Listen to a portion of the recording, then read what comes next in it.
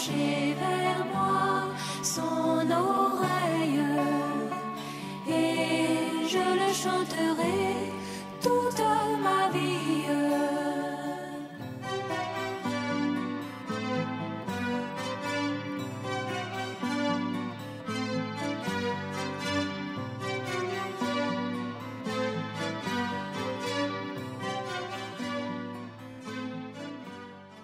Que Dieu bénisse notre frère et qu'il bénisse chacun de nous. Nous sommes là pour encore nous exercer à la piété, pour encore grandir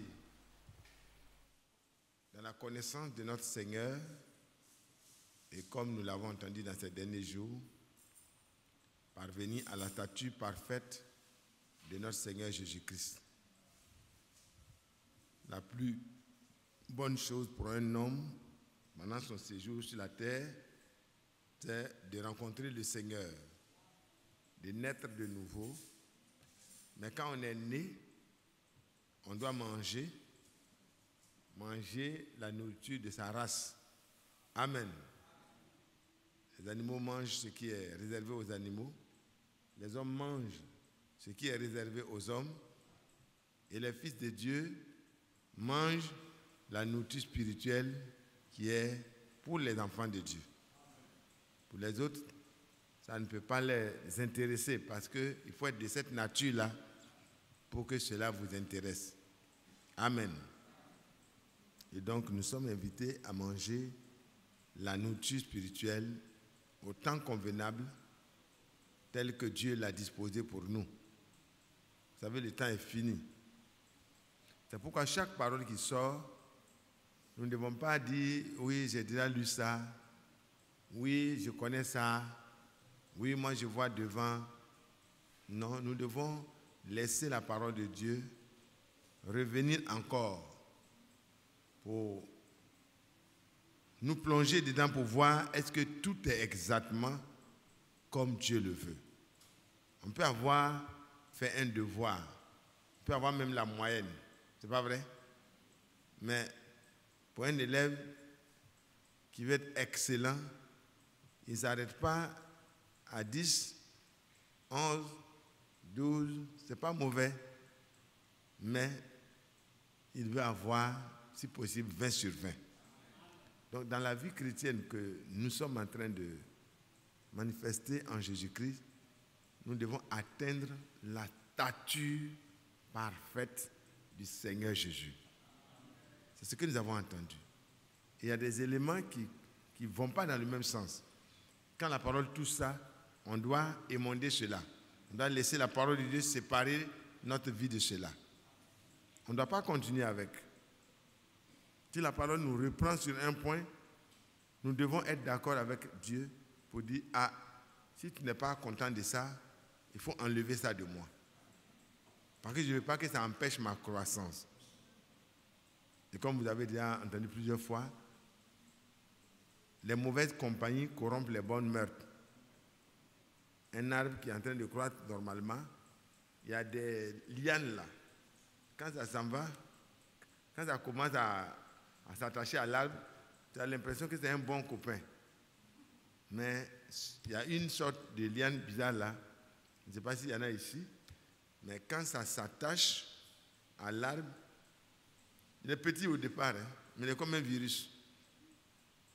Quelle que soit la grandeur de l'arbre, il finit par tuer la vie de l'arbre et lui-même il prend la place. Là, voilà l'arbre qui commence à sécher par la partie qui est collée à lui. La vie chrétienne est incompatible avec la mauvaise compagnie. Si quelqu'un ne vous aide pas à vous appliquer au sujet de la parole, faites beaucoup attention. Ne vous arrêtez pas sur la voie des pécheurs. Ne vous asseyez pas en compagnie des moqueurs. Amen. Ni sur le banc des pécheurs du moins, ni en compagnie des moqueurs. Mais trouvez votre plaisir. Vraiment, mes frères et mes sœurs, trouvons notre plaisir dans la méditation de la parole pour voir s'il n'y a pas des éléments de notre vie que la parole va faire ressortir et que nous avons besoin de corriger promptement et rapidement. Parce qu'on ne sait pas quel jour notre Seigneur viendra. Il ne veut pas nous trouver avec des taches ni des rides. Amen. Quand je me suis habillé le matin, les enfants ont regardé, ils ont dit, mais papa, ils n'ont pas bien repassé la chemise. Il y a des rides. Vous voyez, les hommes même ne veulent pas que leurs habits soient ridés. Ce n'est même pas un jour forcément solennel, mais le jour où nous devons rencontrer notre maître, le jour du mariage, on ne peut pas voir la mariée avec une robe froissée, ça ne convient pas. Ni des taches, parce qu'on n'a pas fait attention. Elle est passée à côté de la boue a giclé, ce n'est pas bon. Quand on est marié, quand on est dans la robe de mariage, on ne marche plus n'importe où. Alléluia. On fait attention à là où on passe. Vous et moi, nous devons faire attention parce que les œuvres justes des saints, c'est ça qui est le vêtement. Donc, il ne faut pas que nous laissions d'autres choses venir toucher à ça. Ce qui n'est pas les œuvres justes des saints que Dieu a préparées pour nous, quand ça s'approche de nous, on doit dire non, frère, pardon, ne me tâche pas ma robe. Alléluia. Ah, pardon. Je suis trop au sérieux, les temps sont finis, je n'aurai pas le temps d'aller laver cette tâche-là. Ne me mets pas une tâche. Non, ne froisse pas ma chemise, ne me colle pas trop, tu vas froisser ma chemise. Alléluia. Faisons attention. Si nous sommes attentifs, vous allez voir que les dernières choses qui restent, Dieu va accélérer ça. Quand on regarde ce qui se passe au Proche-Orient, c'est assez évocateur. Jérusalem est sur le point, s'il n'est pas déjà, devenu une vraie pierre pesante. Tout tourne autour d'Israël. On ne parle même pas d'Israël, hein. Jérusalem. Ils ne sont pas en train de dire non, pourquoi Israël a eu un pays. Non. C'est Jérusalem, tout le monde veut. J'ai entendu le président turc dire que si M. Trump a pris sur lui de transférer son ambassade et de déclarer Jérusalem capitale d'Israël, tout le monde entier devrait se mettre ensemble pour déclarer Jérusalem capitale de la Palestine. Vous voyez? Donc, ils sont en train de... Ça veut dire, ce qui a été fait là, c'est un choc qui va créer une grande coalition et le but de tout cela sera Jérusalem. Prendre Jérusalem pour donner aux Arabes, ou bien, en fait, c'est discuter Jérusalem de Dieu. Alors que Dieu, il est le propriétaire de toute la terre. Mais est-ce que Dieu nous doit quelque chose? Il ne nous doit rien. C'est nous qui lui devons tout. C'est lui qui a dit qu'il y ait la terre sec. Il y a eu la terre sec. Il a pris cette partie-là, il a donné à Abraham et à sa descendance. On ne peut pas demander des comptes au propriétaire terrien. Frère Youssouf, quand il a pris une partie, il t'a donné là. Tu peux aller dire même, et pour le voisin là, pourquoi? On ne peut pas. Tu reprends la partie qui t'a été donnée et tu avances. Israël est le choix de Dieu. Jérusalem est la ville de Dieu. Dieu mettra l'emplacement de son trône même, là, le palais là au-dessus de ça. Mais comment vous pouvez prendre cet emplacement? Ce n'est pas possible. Mais nous voyons que c'est vraiment des signes inéluctables. Il dit que quand vous voulez regarder l'heure, connaître le temps dans lequel vous êtes, vous regardez à la montre. Ce n'est pas vrai? Mais quand vous voulez connaître l'heure du temps spirituel, c'est Israël. Et Jérusalem est en train de devenir une pierre pesante pour les nations. Alors que Dieu a dit, il va laisser Jérusalem pour être foulé aux pieds des nations, par les nations, jusqu'à ce que le temps des nations soit accompli. Frère, pourquoi du coup, les Juifs, avec le soutien des États-Unis, vraiment ne veulent plus que les païens foulent aient une possession à Jérusalem? C'est le temps. Peut-être que le temps n'est vraiment plus loin. Et quand nous regardons, ça doit nous interpeller. Frère, ce n'est plus le moment de faire des histoires, d'avoir des problèmes avec quelqu'un. C'est le moment de, autant que cela dépend de nous, d'être en paix. En paix dans notre cœur, en paix dans notre voisinage, en paix autour de nous, de mourir à nous-mêmes. C'est le temps de mourir à nous-mêmes, frères. Et soyons honnêtes et sincères avec nous-mêmes. Si nous sommes orgueilleux, abaissons-nous. Si nous sommes on pense qu'on n'est rien, comprenons que Dieu trouve que nous sommes quelque chose. Alors remontons pour qu'il y ait vraiment une route pour notre Dieu. Faisons attention parce que notre rédemption est proche. Nous avons été sauvés déjà. Quant à notre esprit et notre âme, c'est ça qui est en train d'être vraiment perfectionné. Mais nous aurons un corps. Un corps glorieux nous a été préparé. Quand nous recevrons ce corps, ça sera la fin du séjour terrestre. Amen. Mais avant qu'il vienne, pour que nous le voyions tel qu'il est, et que nous soyons transformés et ravis, ces événements qui sont en train de se passer sont des avertissements. Amen. Et regardez l'iniquité. L'iniquité est en train de s'accroître partout. Et si tu ne fais pas attention aujourd'hui, celui à qui tu veux faire du bien, c'est lui qui devient ton ennemi. À gauche, à droite, tout devient difficile. Mais le croyant est protégé et préservé parce que Dieu sait que nous vivrons au milieu d'un monde ingrat, mais il prendra soin de toi et moi. Soyons attentifs et humbles. Et nous verrons que les pièges tendus par l'ennemi, Dieu va nous faire éviter ça. Et puis on va avancer. Doucement, doucement. Amen. Quand le Seigneur dit accélérer, on accélère. Actuellement, c'est le temps d'accélérer. Mais en étant toujours dans la ligne dans laquelle nous devons courir. Amen.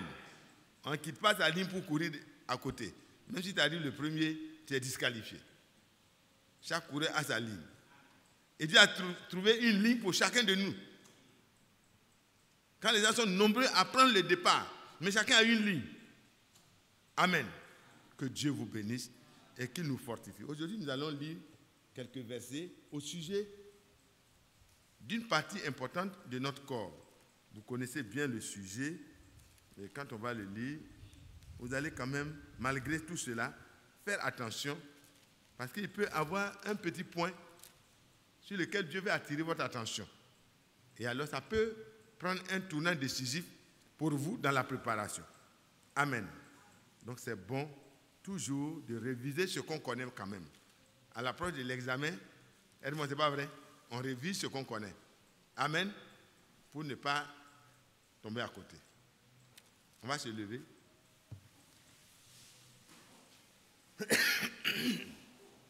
Veuillez m'excuser. On va lire 1 Pierre au chapitre 3.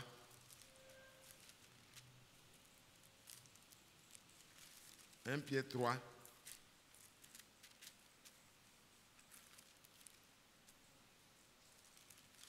Verset 10.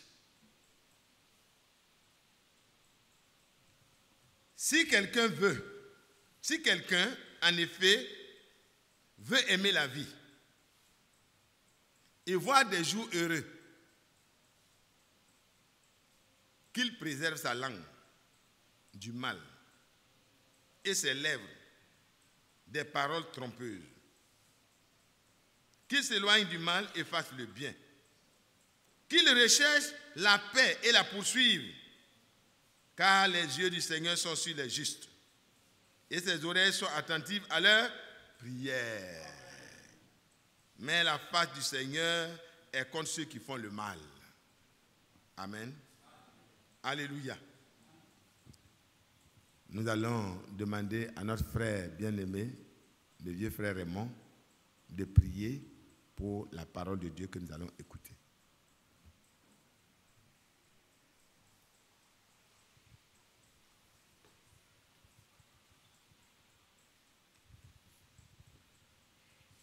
Bien-aimé Père Céleste, nous te bénissons, nous te remercions pour le temps que nous as accordé, Seigneur. Parce que l'homme qui est mort n'a pas ton souvenir. Mais nous sommes heureux, nous qui sommes vivants, Seigneur. C'est une grâce, Seigneur. Tu nous as appelés à cette réunion, Seigneur, à cette fin des temps, Seigneur. Et que c'est la parole, Seigneur, qui donne la vie, Seigneur. Et que tu nous donnes encore, Seigneur, ton serviteur par lequel tu dois parler, Seigneur. Il faut lui dire l'essentiel, Seigneur, pour qu'il puisse nous communiquer cela, Seigneur, pour que chacun de nous ait la vie, Seigneur. Bénis-le et donne-nous les oreilles de disciples, Seigneur, afin que nous puissions t'attendre ce qu'il va dire, Seigneur. Sois béni, sois loué, au nom de Dieu que nous avons prié. Amen. Amen. Dieu bénisse notre frère bien-aimé. Asseyons-nous. La première question, si quelqu'un, moi je pense qu'il n'y a pas quelqu'un qui se dérobe à ça. Est-ce que ce n'est pas vrai? Si quelqu'un, en effet, veut aimer la vie, qui veut aimer la vie? Amen. Nous tous, même ceux qui sont en ligne, il n'y a pas quelqu'un qui va dire, moi je n'aime pas la vie. Quand on se lève, on se lave. Ce n'est pas vrai? Pour ne pas attraper des microbes.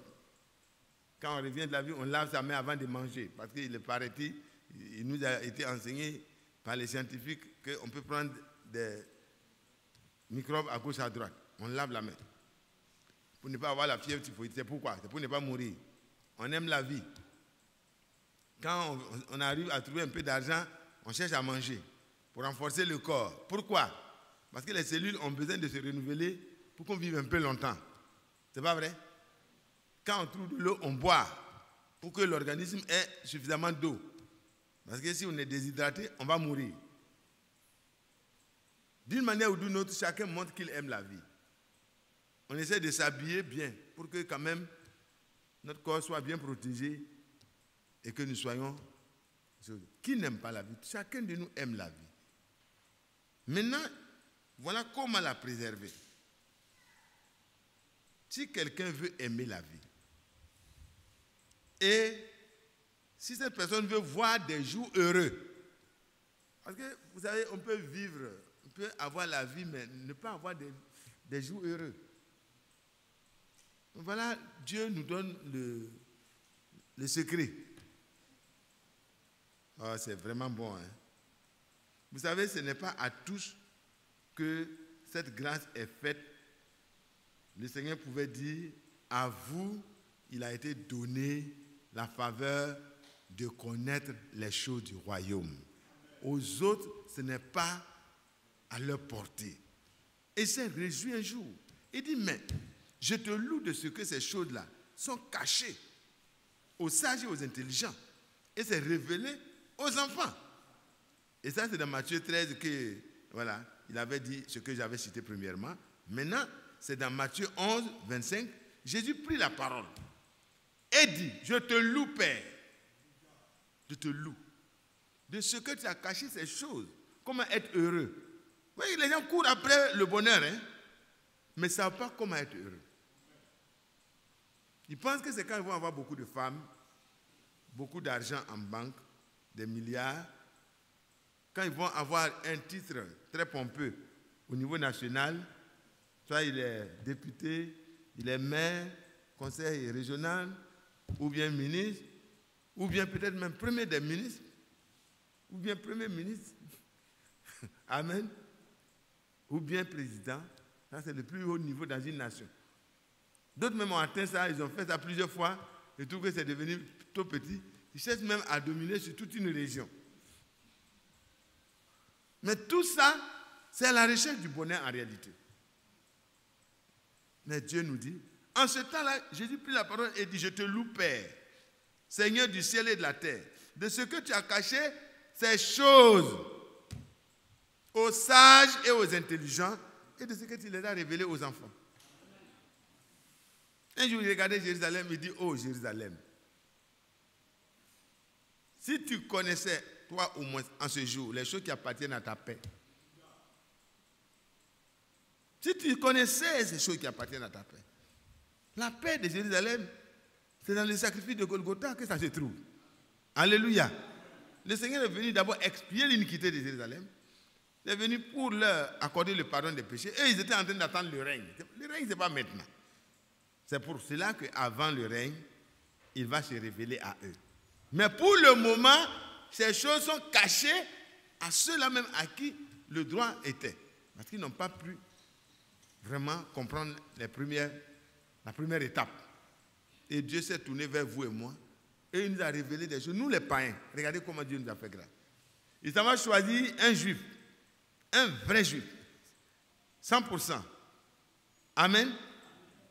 Il le laisse faire vraiment un travail de ravage et puis il le saisit sur la route. Il dit, je te tourne, je t'envoie vers les nations afin que tu leur ouvres les yeux pour qu'ils passent des idoles, des vanités, au seul vrai Dieu, des ténèbres à la lumière, de Satan qu'il passe à Dieu. Et frère, Dieu se réjouit de nous révéler ces choses qui appartiennent à notre paix. Ta paix n'est pas dans l'argent que tu vas emmagasiner. Ta paix n'est pas dans le fait que tu sois marié ou que tu ne sois pas marié. Non. Ta paix est en Jésus. Tu dois regarder dans ton cœur. Ce qui est faux, qui t'amène à ne pas être en paix avec toi-même et avec ton entourage, corrige ça, mon frère. Corrige ça, ma soeur. Quand le Seigneur m'a enseigné que le problème, le cas difficile, ce ne sont pas les autres, mais c'est moi-même, j'ai compris que quand nous-mêmes, on s'accorde avec Dieu, on peut facilement comprendre les autres. On peut comprendre les autres. Et parce que l'amour va trouver, bon, le frère ne me comprend pas parce que certainement, il n'a pas encore compris. Amen. Tu ne vas pas l'accuser. Amen. Ça, c'est quand Christ est en toi et que tu raisonnes de la manière dont Christ raisonne. Alors ici, nous revenons à notre verset de base.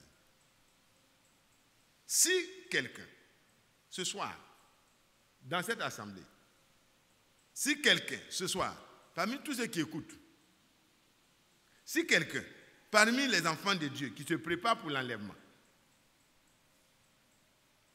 veut aimer la vie, en effet, et voir des jours heureux, pas sur la terre seulement, mais ça doit se transporter jusque dans les cieux. Pas dans les cieux seulement, ça doit déjà commencer sur la terre. Alléluia. Alors, voyez, qu'il préserve sa langue du mal. Ce que ta langue est en train de faire là, ça va créer ton propre mal. Ta langue ne fera pas du mal aux autres seulement, hein. Ça te fera du mal à toi-même. Mon frère, ma soeur, est-ce que ça, c'est pas accessible? C'est facile à comprendre. Ça veut dire ce que tu dis là, dans le secret comme en public là, fais attention.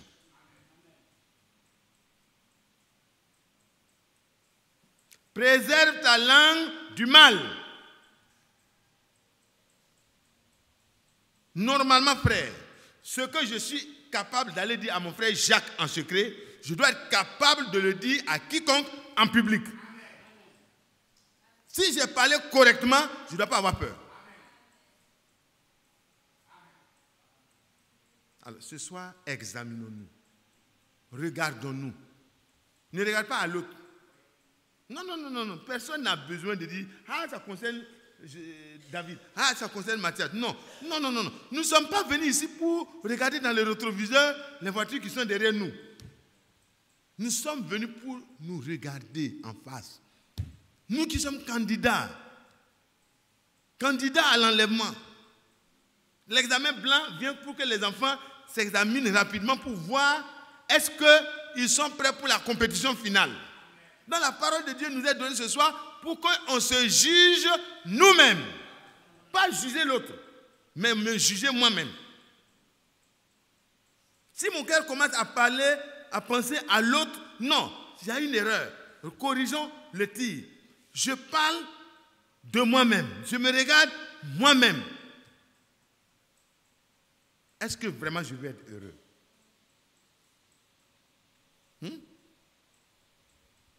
Est-ce que je veux voir des jours heureux? Frère, sœur, est-ce que vraiment tu veux voir des jours heureux? Si tu veux voir des jours heureux, fais attention à ta langue. Sinon, tu détruiras toi-même ton bonheur. Avec ta langue. Tu ne feras pas du mal à quelqu'un plus qu'à toi-même. Ta langue, ma langue, je dois prendre garde à elle. Le pouvoir de la mort et de la vie est dans la langue. On peut détruire tout autour de nous avec notre petite langue. Même notre propre bonheur, on peut le détruire avec notre langue. C'est ce que la Bible nous dit. Alléluia. Oh, frère, je vous en supplie. Je pense que demain, si Dieu permet, on va revenir sur ça un peu plus largement. Mais déjà ce soir, que chacun voit. Ce n'est pas la peine de regarder à ma femme, à mon frère, à mon ami. Est-ce que ça le concerne? Non. Il faut te regarder. Il faut que je me regarde. Si moi je peux me laisser corriger par Dieu, ça fait déjà un territoire de moins pour le diable. C'est pas vrai? Ça fait un territoire de moins. Ça veut dire qu'il y a une partie que Dieu a pu conquérir. Demain, ça sera peut-être mon frère que Dieu va conquérir. Et son cœur ne sera plus, et sa langue ne sera plus une arme pour détruire à gauche, à droite. Faites attention. Si quelqu'un, en effet, veut aimer la vie, si quelqu'un, en effet, veut aimer la vie et voir des jours heureux, oh le bonheur, qui ne veut pas que son lendemain soit meilleur que son aujourd'hui? Des lendemains meilleurs. Dieu a déjà préservé ça pour nous. Il dit, je connais les projets que j'ai formés pour vous. Dieu connaît les projets. Le diable ne peut pas arrêter les projets de Dieu. Mais notre langue peut faire beaucoup de mal à ce que Dieu a préparé pour nous. Les lendemains meilleurs sont pour nous. Mais préservons notre langue. Je vous en supplie. Repentons-nous de tout ce que notre langue a dit. De mal. Parfois, quand on veut faire du mal, quand on veut dire les choses en mal là, on dit, bon, vraiment, que Dieu me pardonne, mais vraiment, voilà. On n'a pas besoin de parler. Est-ce qu'on t'oblige à parler? Est-ce qu'on m'oblige à parler? Non. Faisons attention. Continuons la lecture. Qu'il préserve aussi ses lèvres des paroles trompeuses. La tromperie, on dit le mensonge, c'est parfois des demi-vérités cousues. Il faut dire tout. Même si ce n'est pas à ton avantage, dis tout. Tu auras le temps d'être corrigé et tu pourras voir des jours heureux. Il ne faut pas dire des choses qui trompent les gens. Mon cher frère, ma chère soeur, quand tu te retrouves avec ta camarade en train de causer là, fais attention à ce qui sort de ta bouche. Sinon, tu vas te faire du mal et tu ne vas pas voir le bonheur. Tu ne verras pas les jours heureux. Mais le Seigneur veut te donner ça. Cadeau. Il a déjà préparé son plan pour toi. Rien ne pourra vraiment faire échouer le plan de Dieu pour ta vie. Prends courage et reprends la marche là où tu as commencé à laisser l'ouverture à l'ennemi. Ta langue est la cause.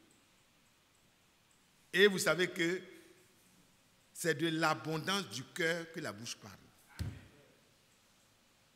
C'est pourquoi la langue est un élément indicateur.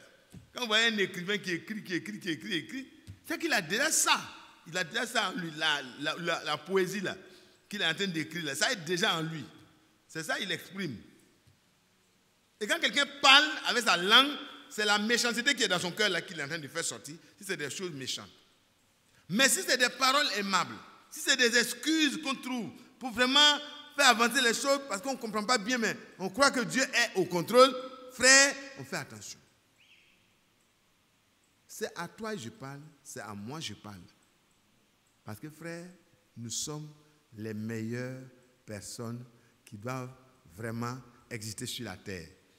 C'est pour ça que la correction est assez rude pour nous. Qu'il s'éloigne du mal et fasse le bien. Et quand il voit le mal, il doit fuir loin de ça. s'il veut avoir des lendemains heureux, c'est un choix. Continuons. Qu'il recherche la paix et la poursuive. Ah non, c'est merveilleux. C'est-à-dire, Dieu appuie quoi? Il appuie. Il faut rechercher là où il y a encore un sillon de la paix que tu peux tracer. Dans un endroit où il y a la guerre. Qu'il recherche la paix et la poursuive. Quand on poursuit quelque chose, c'est que la chose fait comme si elle s'éloigne. Et toi tu dis, Monsieur Jacques, j'ai besoin de toi. Alléluia. Et le frère Jacques, même s'il était en train de mettre la deuxième, quand il entend qu'on le poursuit, qu'est-ce qu'il fait? Il s'arrête. Frère, si on poursuit la paix, qu'on la recherche, qu'on la poursuit, le Seigneur permettra que ça s'arrête. Et qu'on arrive à ce niveau. Et que le bonheur, le bien-être de chacun soit vraiment visible. Et que tu sois heureux. Parce que Dieu veut que je sois heureux. Il veut que tu sois heureux. Il veut que nous soyons heureux. Mais le vrai bonheur. Pas le bonheur éphémère. Continuons. Qui recherche la paix et la poursuive. Pourquoi? Car les yeux du Seigneur sont sur les justes. Vous voyez comment c'est bon? Il voit tout le monde, hein? Il voit les méchants, il voit tout ce qui se passe sur la terre, il voit tout. Mais quand on dit ses yeux, ça veut dire tout son cœur est sur le frère. Il dit, hey, regardez, sur le jour du baptême, il dit, mais celui-ci est mon fils bien-aimé en qui j'ai mis toute mon affection. Il avait les yeux sur toute la terre, mais son œil était surtout sur le juste. À ce moment, c'était le seul juste. C'est vrai qu'il y avait les Siméons, les autres, mais, vous voyez, ils étaient des hommes justes, c'était bien. Mais la justice, dans toute son entièreté, habitait dans un seul homme. C'est lui-même qui était le symbole et c'était lui qui était la source de la justice. C'est en lui que les autres ont cru, c'est pour ça qu'ils ont été justifiés. Abraham crut Dieu, fut justifié. Simeon croyait, et il était un homme juste. Et Zacharie et sa femme, c'était des hommes justes et pieux. Mais c'est par leur foi dans ce que Dieu a dit. Oh frère, est-ce que vous voulez que le Seigneur, quand il va regarder sur la terre, il voit des points de lumière? Alléluia. Au milieu de l'obscurité, Dieu voit que toi, mon frère, toi, ma soeur, sur lequel le diable avait mis son voile pour couvrir la lumière de Dieu qui est en toi, la parole de Dieu qui est en toi. Par les paroles que tu es en train de sortir de ta bouche, tu es en train d'assombrir les desseins de Dieu. Il a dit à Job, mais qui est l'homme qui fait des discours, qui obscurcit mes desseins? Alléluia. Job ne disait pas des choses méchantes, hein, mais déjà, comme il parlait pas vraiment dans le sens exact, Dieu disait que ce n'était pas comme ça qu'il devait parler. À plus forte raison, si notre langue ne poursuit pas la paix, ne la recherche pas. Ce n'est pas bon. Amen. Les yeux de l'Éternel, les yeux du Seigneur sont sur les justes.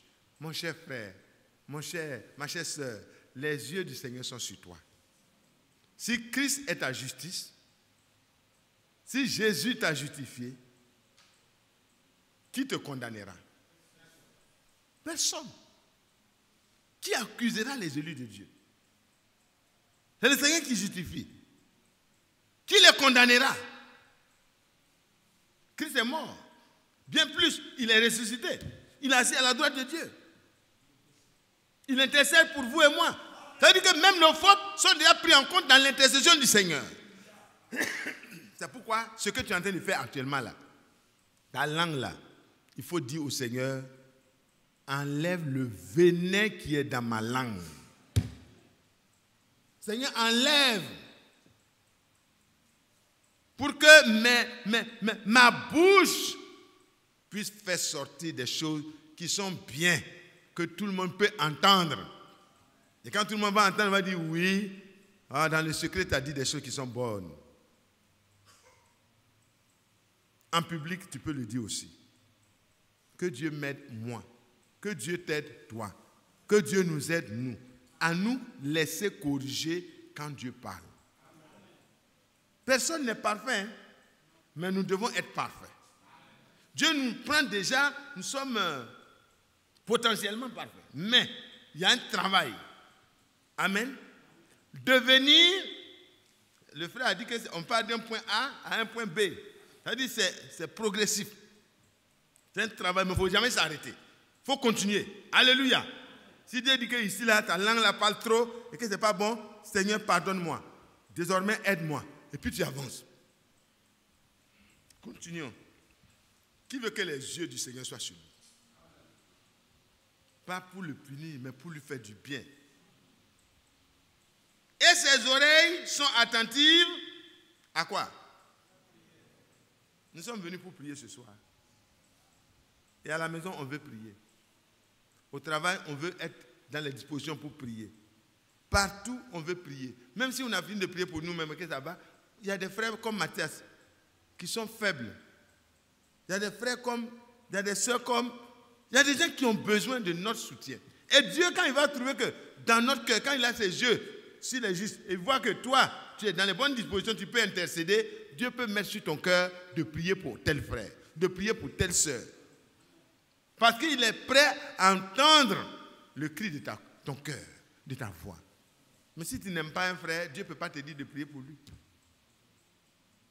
Ce n'est pas possible. Si tu as beaucoup de choses contre un frère, comment Dieu va te désigner pour prier pour lui? Il a les yeux sur les justes. Donc ce soir, on va s'approcher du Seigneur. Pour dire, Seigneur, ma langue a laissé voir ce qui est dans mon cœur. Parce que c'est de l'abondance du cœur que la bouche parle. Ce qui a rempli le cœur là, c'est ça qui sort par la bouche. Luc 6, verset 45. Vous pouvez prendre ça. Le méchant tire les choses mauvaises là, de son mauvais trésor. L'homme juste aussi tire les bonnes choses de son bon cœur. Amen. De son bon trésor. Il tire. Et chacun a un trésor. Si tu vois que ton trésor, ce qui sort de ta bouche là, ce n'est pas édifiant. C'est honteux même. On ne peut même plus en parler en public. Fais attention. Ton cœur se remplit d'une substance qui n'est pas de Dieu. Alors si c'est le cas, Dieu veut changer ça ce soir. Pour que ce qui sera dans le dépôt de ton cœur là, soit la parole de Dieu, l'amour de Dieu, la paix de Dieu, le bien recherché à l'endroit de tous, sans compromis avec la parole. C'est clair qu'on ne fait pas de compromis avec la parole, mais en professant la vérité, ça doit être dans l'amour. Amen. Les yeux du Seigneur sont sur les justes et ses oreilles sont attentives à leurs prières. Attentives à leurs prières. Oh là, c'est vraiment merveilleux. Élie a prié. Les gens ont passé, ils sont nombreux. Ils ont passé le temps. Parler. Jusqu'à... Ils se sont blessés. Zéro. Quand Élie est venu, il était en ordre avec ce que Dieu a dit. Il a levé les mains, il a dit, Seigneur, j'ai rétabli ton autel. Tout est en ordre. Ce que tu m'as ordonné, je l'ai fait. Que l'on sache que tu es le seul vrai Dieu. Le but du chrétien dans tout ce qu'il fait, quand quelqu'un veut que sa prière soit exaucée, c'est pour que les gens autour de lui sachent qu'il y a un seul vrai Dieu. Et qui exauce et qui fait du bien à son peuple. Ce n'est pas pour ma gloire. Non. C'est pour la gloire de notre Dieu. Quand le cœur est à ce mobile-là, notre Dieu est attentif à la prière du juste. Que l'on sache que tu es le seul vrai Dieu. Et que l'on me répète, qu'on sache aussi que je suis ton serviteur. Amen. Parce que les gens, d'autres servent d'autres dieux. Mais moi, je sais le vrai Dieu. Que l'on sache que je sais le vrai Dieu. Amen. Ce n'est pas pour qu'on le voit comme le serviteur de Dieu. Non. C'est-à-dire qu'on sache que lui, là, ce qu'il est en train de faire, là, c'est en tant qu'esclave, serviteur du vrai Dieu, qui va répondre à son serviteur. Et que l'on sache aussi que ce que j'ai fait, là, je l'ai fait sur l'ordre de ta parole. Je l'ai fait selon le plan que tu as prédéterminé d'avance. Comment on doit s'approcher de toi là? J'ai fait exactement ça. J'ai bâti l'autel avec les 12 pierres, les 12 tribus d'Israël. J'ai mis toutes choses en ordre, comme tu as ordonné. Maintenant, c'est leur parole pour le moment contre ma parole. Mais exauce en envoyant le feu pour que la différence soit claire. Et ses oreilles, les oreilles du Seigneur, sont quoi? Attentives aux prières des justes. Oh, ce soir, c'est beau, c'est merveilleux. Il faut que chacun de nous ait chaque prière de son cœur exaucée, son bonheur rétabli, l'amour de Dieu rétabli dans son cœur. Un amour qui n'a pas de limite, un amour qui emporte tout, comme un fleuve. Alléluia. Quand l'amour se lance, il n'y a rien qui peut résister. Quand le fleuve est à son cru et que la puissance de l'eau est grande, même les arbres qui s'hasardent à se mettre sur le chemin, parfois, ça les renverse. Vous avez déjà vu un fleuve qui est très puissant et puis il y a des arbres au milieu? C'est difficile que ça reste. C'est les cailloux qui arrivent à rester. Oh, que la grâce de Dieu emporte tout. Tout ce qui n'est pas pour la paix, ce qui n'est pas pour le bonheur, même de mon ennemi. Je ne dois pas souhaiter le malheur. Je ne dois pas parler mal de lui. Alors que Dieu m'aide, afin que mon cœur se remplisse de ce seul vrai Dieu, de sa parole, de son esprit, pour qu'il écoute mes prières. Mais la face du Seigneur est contre ceux qui font le mal. Voilà le revers de la médaille. Si tu persistes dans le mal, ce n'est pas un homme qui s'opposera à toi, mais c'est la face du Seigneur. Ce n'est pas bon. Paul ne savait pas, il faisait le mal. Mais quand Dieu l'a rencontré, il lui a dit, non, tu es en train de me persécuter. Saul de Tarse s'est arrêté, il dit, mais qu'est-ce que je dois faire? Alléluia. Ce soir aussi, tu peux dire, ah, je faisais ce qui est mal. Mais Seigneur, c'est de moi que tu parles. C'est à moi que tu parles. Qu'est-ce que je dois faire? Éclaire-moi. Amen. Le Seigneur se fera le plaisir de t'éclairer. Voyez son désir, quand il vient parler comme ça, là, ce n'est pas pour que nous soyons jugés maintenant. Non. Mais c'est pour que nous puissions nous examiner maintenant. De peur de tomber entre les mains du Dieu très haut. Quand on tombe entre les mains des hommes, bon, ils peuvent vraiment peut-être se plaindre, ne pas être contents, mais quand c'est Dieu, c'est très dangereux. Les yeux du Seigneur sont sur les justes. Pas celui qui a sa propre justice, hein, mais celui qui trouve sa justice dans sa foi, dans le seul vrai Dieu et dans sa parole. Parce que notre propre justice est un vêtement souillé. Ça n'a pas de valeur. Mais en Jésus-Christ, nous sommes rendus justes. Dieu ne nous compte plus. Alors si Dieu a justifié quelqu'un, moi je n'ai pas le droit de l'accuser. Amen. Dieu a déclaré quelqu'un juste. Moi je vais le déclarer injuste. Non. Je peux dire, ah, le frère il a des faiblesses, la soeur a des faiblesses, on va prier pour que le Seigneur l'aide à sortir de là. C'est valable pour chacun de nous. Amen. Les oreilles du Seigneur sont attentives aux prières des justes. Mais la face du Seigneur est contre ceux qui font le mal. Que Dieu soit loué. Je vais lire juste quelques proverbes pour vous montrer combien c'est beau de garder sa langue et de faire attention à sa langue. Prenez Proverbe 10.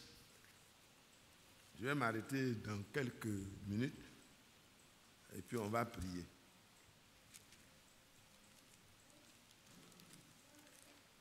Proverbe 10. Vous y êtes?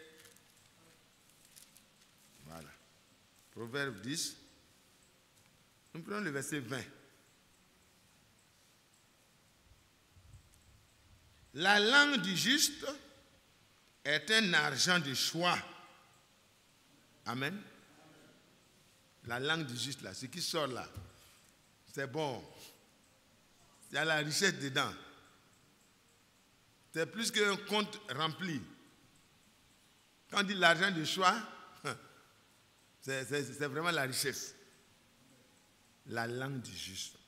Parce que quand un frère est justifié par le Seigneur et qu'il voit que lui, il n'avait pas de justice, le Seigneur a dû donner sa vie pour que lui devienne juste, le frère ne peut plus condamner les autres, il ne peut plus se mettre à mettre en morceaux les autres. Il est humble parce qu'il n'a rien qu'il n'a pas reçu de Dieu. Qu'as-tu que tu n'as pas reçu de Dieu? Mais si tu as reçu ta justice de Dieu, pourquoi tu accables l'autre? Quand le temps viendra, le Seigneur va l'aider à connaître ce qui a été fait pour lui. Il acceptera Jésus-Christ. Et lui aussi sera juste. Sois patient envers l'autre. Soyons patients les uns envers les autres. Amen. Est-ce que c'est d'accord? Amen. La langue du juste est un argent de choix. Quand le Seigneur te rend juste, tu deviens une source de richesse. Amen.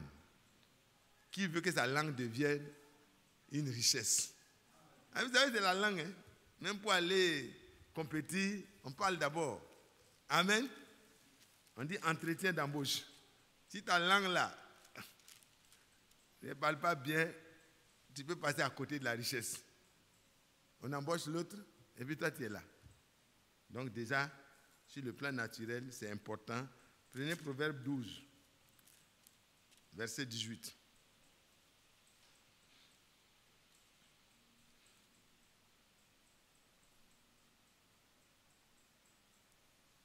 On peut prendre le verset 17 même. Celui qui dit la vérité proclame la justice. Et le faux témoin, la tromperie. Tel qui parle légèrement blesse comme un glaive. Quand vous parlez sans faire attention à ce que ça peut créer comme dégâts, vous êtes en train de blesser comme quelqu'un qui prend une épée tranchante et qui est en train de déchirer. Ne faites pas ça, frère. Sœur, ne parlez plus de ce qui est mauvais. Mettez ce qui est mauvais là aux yeux de Dieu dans la prière. Chez ton frère, tu as vu ça? Ça ne va pas? Ne te mets pas à propager ça. Tu es en train de faire quelque chose qui n'est pas bien séant. Il faut aller voir la personne et puis tu vas l'aider. Tel qui parle légèrement blesse comme un glaive.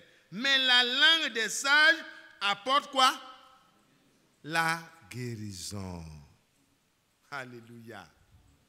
Oh, vous voyez comment nous avons un beau travail? Si Jésus-Christ devient notre sagesse, parce que la crainte de Dieu, c'est ça qui est le commencement de la sagesse. Quand tu crains Dieu, tu ne peux pas parler comme celui qui ne craint pas Dieu. Amen. Et quand tu parles, ça guérit le cœur de mon frère. Ça guérit le cœur de la soeur. Ça guérit, ça apporte la guérison. Ce n'est pas quand tu vas dire, tu peux édicter 1000 proverbes parce que tu es un vieux du village et puis tu es sage. Non. Ce n'est pas cette sagesse-là. Elle est mondaine, elle est charnelle. Mais la sagesse de Dieu, elle est pacifique. Elle apporte la paix. Amen.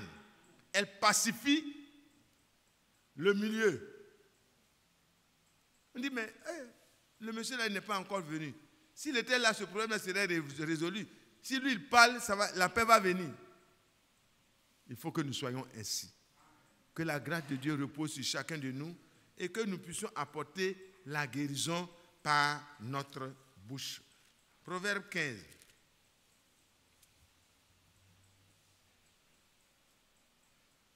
Verset 1 d'abord. Une réponse douce calme la fureur. Mais une parole dure excite la colère. Amen. Vous voyez? Ça sort d'où? De la bouche. Qu'est-ce qui exprime ça? C'est la langue encore. Une parole douce. Quelqu'un qui n'est pas content de vous. Mais vous réussissez avec l'Esprit de Dieu qui est en vous.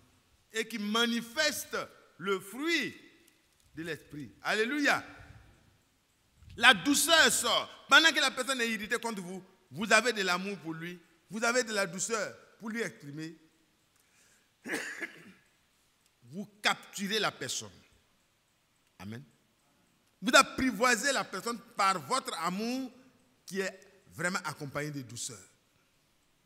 Des paroles de grâce, accompagné de sel, assaisonné de sel, accompagné de douceur. Ça fait du bien à celui qui écoute. Et même celui qui n'est pas concerné, qui est à côté, qui vous regarde agir comme ça. Au moment où vous aviez toutes les raisons de vous fâcher, de faire, il voit votre calme, il voit tout ce que vous êtes en train de dire du bien, pendant que l'autre profère du mal sur vous. Mais à un moment donné, les gens se disent, mais le monsieur, il est vraiment, c'est pas un homme ordinaire. Mais comment quelqu'un peut être à la croix, supporter toute la honte, l'ignominie, on le met nu, on le dépouille de tous ses droits, on le blesse de toutes les manières. Et lui, il peut se permettre de dire que celui qui fait ça ne sait pas ce qu'il fait. C'est le paroxysme. C'est le haut niveau. C'est le niveau infranchissable. Et le Seigneur est notre modèle. Nous devons atteindre cette stature parfaite dans notre croissance. Même dans l'adversité la plus atroce, ce qui doit sortir de ta bouche, mon frère, ça doit plus être ce que tu fais sortir là. Ne me dis pas que tu es spirituel. Si tu es spirituel, tu ressemblerais à Christ. Tu feras sortir des paroles qui apportent la paix et la grâce à ceux qui vont l'entendre. Mais Dieu, il nous tend la main. Il veut nous donner sa nature. Il veut nous donner sa douceur. Il veut nous donner son amour. Il veut nous donner sa capacité de pardonner. Par le Saint-Esprit, le Seigneur veut déverser cela dans ton cœur. Reconnais la parole. Repends-toi. Demande au Seigneur la source d'où devait jaillir ce que tu es en train de dire là. C'est une source qui est inondée de mauvaises choses. Seigneur, purifie mon cœur. Enlève l'amertume. Enlève la haine. Enlève les paroles mauvaises qui sont en train de jaillir. Regardez, quand vous partez à côté des égouts, Frère Youssouf et moi, on vit dans un quartier qui n'est pas facile. Souvent, quand tu sors, tu vas vers le lycée municipal, il y a un égout qui sortait très puissamment là-bas, qui traversait Kouté. Ce n'était pas intéressant, hein? Je vous dis, ça sort. C'est une chose aussi. À côté d'ici, il y a une usine qu'on appelle Awa. Il y a une source aussi qui sort. C'est pas vrai? Les deux sources là. Si on te dit de choisir où tu veux habiter, bon, je pense que tout ce qui était sur tout le long du passage du jeune, c'est pas un vieux fleuve, hein, mais il a fait vraiment beaucoup de victimes. Ce n'est pas une grande eau qui fait peur, mais elle est tellement sale que tu ne veux même plus habiter dans les rivages. Mais quand c'est un fleuve, même si c'est un petit fleuve, tous les arbres qui sont autour du fleuve, tout au long de son passage, reverdissent. Alléluia. Si toi, tu laisses Dieu circuler au travers de toi, véhiculer sa paix au travers de toi, ta bouche ne dira rien que tu auras honte de répéter. Que le Seigneur m'aide. C'est moi qui suis concerné. C'est toi qui es concerné. Ce n'est pas une affaire de groupe ou de 2 personnes ou 3 personnes. Chacun doit voir s'il est concerné. S'il n'est pas concerné, qu'il se mette à genoux pour prier pour ceux qui sont concernés. Donc ce soir, personne ne sera indifférent. Les forts, qu'est-ce qu'ils font? Ils supportent les faibles. Toi, tu n'es pas concerné par ça, ta langue est convertie, ton comportement est converti, ton cœur est propre, net. On ne peut pas aller trouver quelque chose qui est sale dans ce qui est propre. Maintenant, tu peux parler pour les autres. Parce que le Seigneur a ses oreilles attentives aux paroles qui sortent de la bouche du juste. Parce que de la même source, tu ne peux pas prier pour le bien de quelqu'un que tu viens de critiquer, que tu viens de mettre en morceaux. Tu ne peux pas prier pour la personne, ce n'est pas possible. De la même source, peut-il agir? Peut-il arriver qu'il jaillisse l'eau de ruissellement des WC et en même temps la source d'eau Awa. Puis les deux sortent et puis chacun... Non, ce n'est pas possible. Ce n'est pas possible. Quand les gens creusent, ils voient qu'il y a vraiment de l'eau sale qui est dans les environs, qui s'est infiltrée la nappe souterraine, qu'est-ce qu'ils font? Ils changent d'endroit. Parce qu'il y a un mélange là, quelque part. L'eau qui va sortir, on vérifie ça. Bon, voici, après, ce n'est pas une eau mélangée. Ça peut être une bonne source, hein? Mais à cause de la proximité que cette source a avec la salissure, ça commence à contaminer. On dit l'eau, la nappe souterraine a été contaminée. Oh frère, éloigne-toi. Éloigne-toi des sources de contamination. Éloigne-toi parce que tu dois donner de l'eau de vie à ceux qui sont autour de toi. Libère-toi. Que le bonheur et la grâce, comme il est écrit dans le psaume 23, verset 6, puissent accompagner ta vie. Et que tu sois une source de bénédiction. Alléluia. Alléluia. Il répond tous, calme la fureur. Mais une parole dure excite la colère. Voilà. Donc, soyez moins durs. Faites attention. Quand on dit, moi je suis dur. Dieu n'a pas dit que être dur c'est bon. Nous devons être fermes dans ce qui est vrai. Mais la fermeté doit se manifester avec l'amour. Amen. Continuons le chapitre 15, le verset 4. La langue douce est un arbre de vie, mais la langue perverse brise l'âme. Quand vous partez parler mal de quelqu'un, parler mal de quelqu'un à gauche, à droite, quand vous finissez par parler, vous êtes en train de détruire vraiment la personne. Vous brisez son âme. Mais quand vous avez des paroles qui sont de Dieu, qui viennent de l'Esprit de Dieu, la parole, la langue douce, la langue qui fait sortir des paroles de Dieu, est un arbre de vie. Ça veut dire que Christ, vous prouvez que Christ, l'arbre de vie même, est en vous. Amen. Et alors ce que vous sortez là, c'est juste la manière visible de ce qui est à l'intérieur. Que Dieu nous aide. Je crois que personne ne voudra être vraiment quelqu'un dont la langue est perverse et qui brise les âmes. Ce n'est pas bon. Ce n'est pas vrai? Ce n'est pas bon. Maintenant, si je peux être un homme dont la langue est exercée au bien, le cœur est rempli de tendresse et d'amour, de compassion, à l'égard même de ceux qui me font du mal. Donc quand on vient m'attraper, on dit, ah mais tu vois ce qu'il a fait, non? C'est pas bien. Tu dis, ah mais c'est tellement qu'il a un problème. Donc il faut qu'on l'aide. Ah, dis-toi aussi. Mais lui, il te fait comme ça. Et puis c'est comme ça que tu parles de lui. Oui, je l'aime. Je n'ai pas de force contre l'amour qui est en moi là. Je l'aime. Donc je ne veux pas qu'on parle mal de lui. Amen. La réponse douce que tu as dite là, ça a commencé à redonner la vie à celui qui est venu pour calomnier auprès de toi. Celui qui est venu pour calomnier là, auprès de toi là, la personne est désarmée. Et la vie vient dans la personne. Alléluia. La vie qui sort de toi là, vient dans la personne. Quand un arbre est arrosé par une eau propre, elle va produire des fruits propres. Mais quand c'est de l'eau sale, ce n'est pas bon pour l'arbre. Je vais m'arrêter là parce qu'il y a tellement de bonnes choses qu'on peut vraiment lire. Proverbe 21 pour terminer. Demain, si Dieu permet, ou alors la prochaine fois où je serai avec vous, on pourra lire ça. 21, Proverbe 21, le verset 23.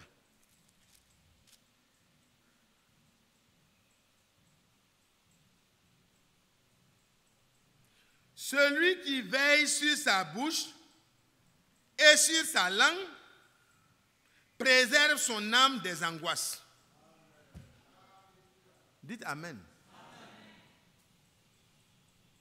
Ça veut dire que les angoisses là, c'est souvent nous-mêmes qui les créons. Notre bouche là, notre langue là, c'est ça souvent qui est la source de nos angoisses. Faisons attention. Veillons sur notre bouche.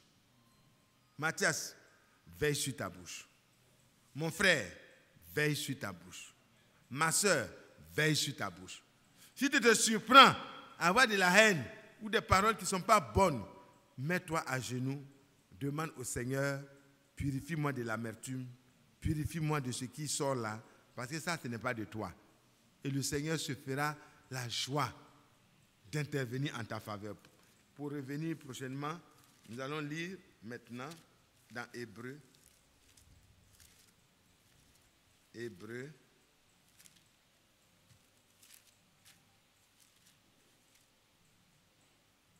Est-ce que vous avez vu?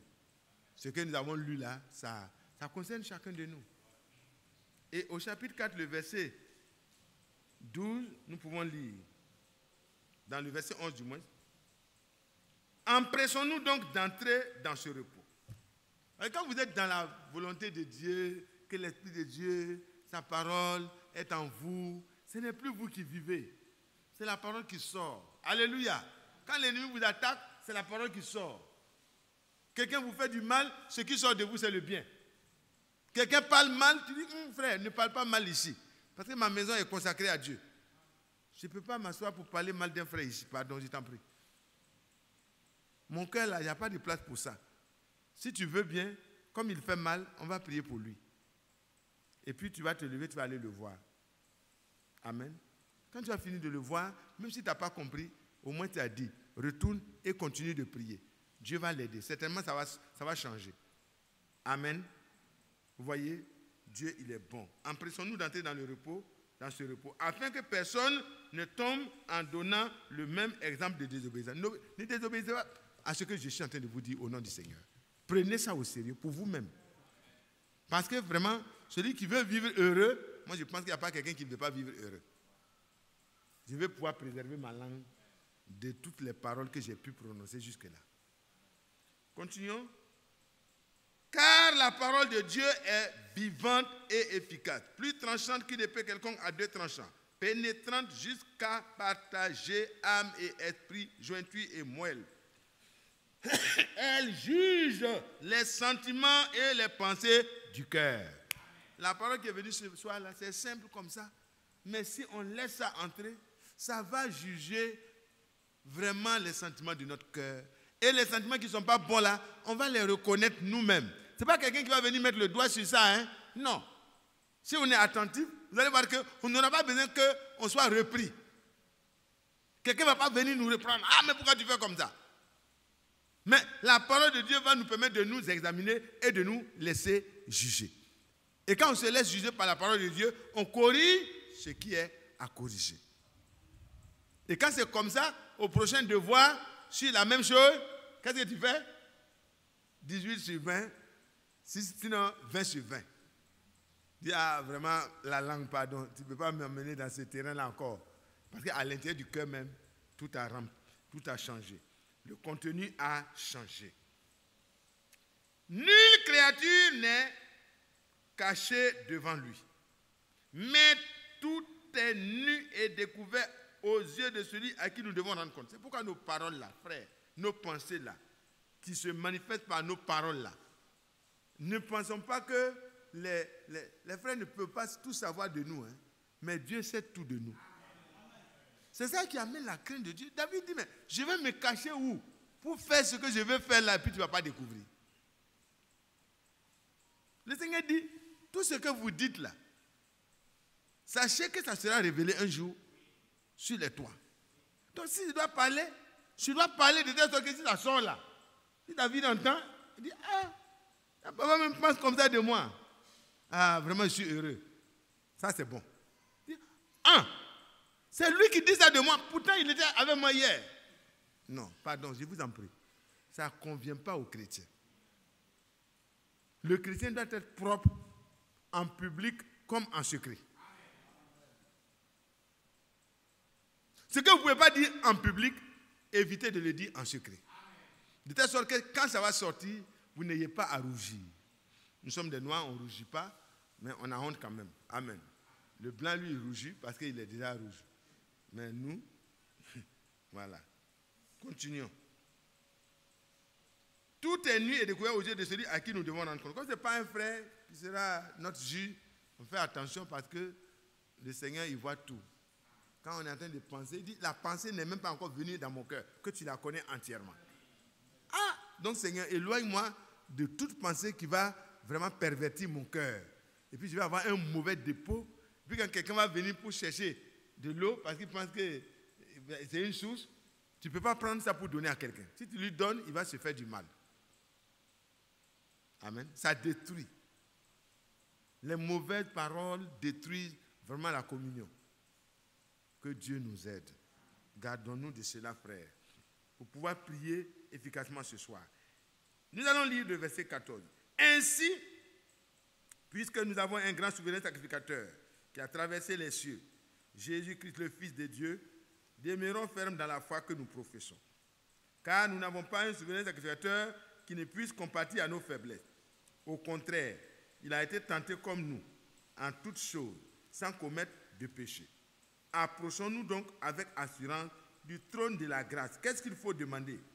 Afin d'obtenir miséricorde. On demande la miséricorde à celui qui peut donner la miséricorde. Quand on sent sa misère et qu'on expose sa misère à Dieu, Dieu, il manifeste que son cœur est touché par notre misère.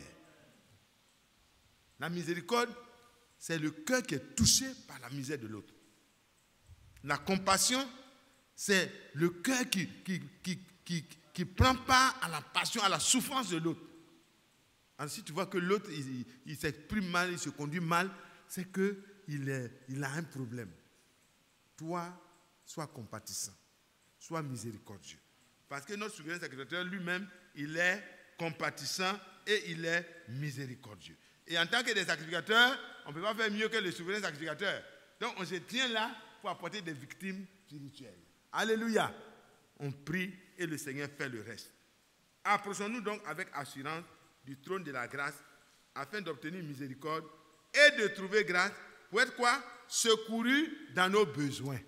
Ce soir, moi je crois que le besoin principal pour lequel nous allons prier, c'est que Dieu visite nos cœurs.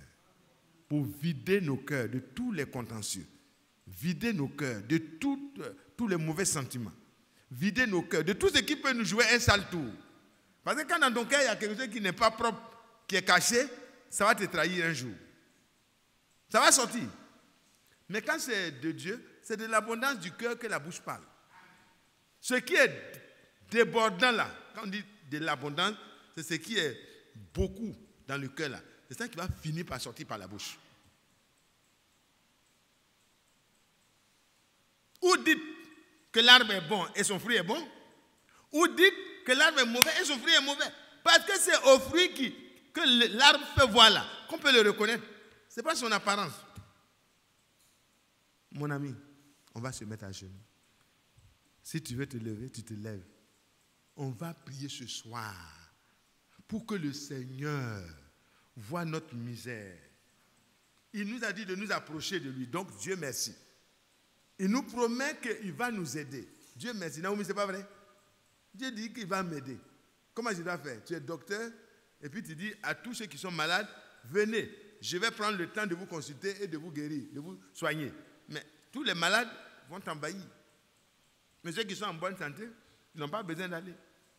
Donc, vous et moi, si nous avons besoin de l'aide du Seigneur, alors allons-y, parlons avec le Seigneur et il est prêt à nous aider parce que son désir c'est de nous voir vraiment heureux, de nous voir grandissants, de voir que notre croissance spirituelle est véritable et visible aux yeux de tous. Amen. Prions et demandons la grâce du Seigneur.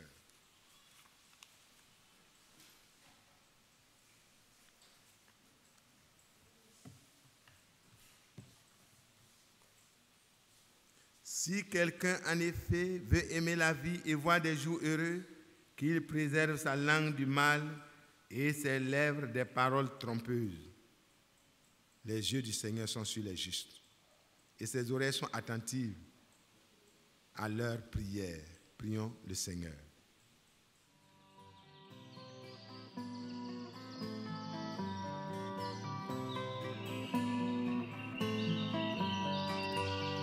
J'aime l'Éternel, car il entend penché vers moi son oreille, et je le chanterai toute ma vie.